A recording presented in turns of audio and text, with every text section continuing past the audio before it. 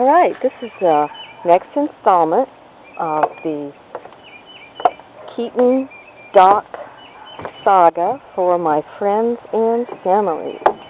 So, we're going past the dock that used to be underwater, and for the very first time since the flooding, I have my other dock back. It is so cool.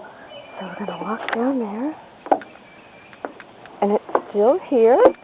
It's got a little bit of mud on it. My husband's been washing it off, but it's still there.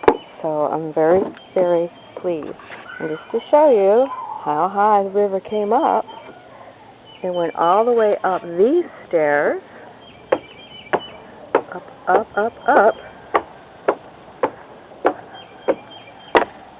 and halfway up these stairs. So it was quite a little adventure, although I've been told that in 1998 it went all the way up to the upper dock, so I hope it doesn't do that again. So I'm very pleased that I have my dock back, and the river looks nice. It's beautiful.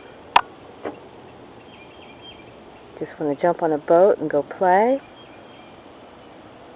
and it's great to live on the Swanee River.